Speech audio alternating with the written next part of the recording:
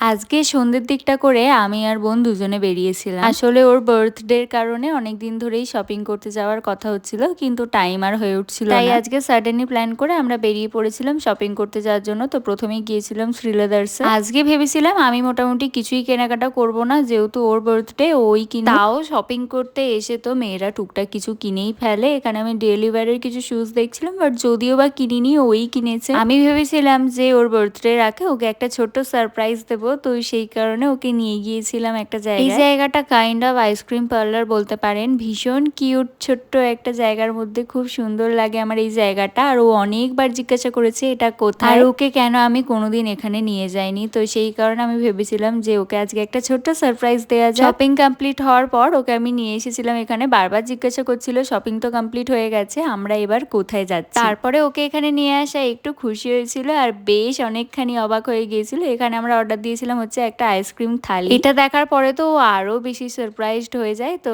তারপরে আমরা দুজনে মিলে অনেকক্ষণ ধরে গল্প করতে করতে এই আইসক্রিম থালিটা খাই। আর এটা দেখে শুধুমাত্র ও কেন, আমিও ভীষণ খুশি হয়ে যাচ্ছিলাম, কারণ আমি তো নর্মালি আইসক্রিম খেতে ভীষণ ভালোবাসি। আর যেহেতু আমরা থালি অর্ডার করেছিলাম সেই কারণে এখানে 4 ধরনের ফ্লেভার ছিল। আমরা তো ওখানে বেশ অনেকটা টাইম কাটাই। আর এইদিকে আর এক কাণ্ড হয়েছে, কারণ গাড়ি এখানে অনেকটা তাড়াতাড়ি বন্ধ হয়ে যায়। মানে ওই তখন 9:30টার মতো বাজে। আমরা গল্প করতে করতে ভুলেই গেছি যে গাড়ি পাবো না। তখনও পর্যন্ত আমাদের মাথায় হুঁশ ছিল না। এখানে তো মন দিয়ে খেয়েই যাচ্ছিলাম, একেই আইসক্রিম, তার উপরে আবার এত সুন্দরভাবে ডেকোরেশন। তো সেই কারণে আমাদের মাথা থেকেই পুরো বেরিয়ে গিয়েছিল। শেষমেশ বেশ অনেকক্ষণ অপেক্ষা করার পর একটা টোটো পেয়েছিলাম। তারপরে বাড়ি আসার পথে আমরা মোমো নিয়ে বাড়ি এসেছিলাম।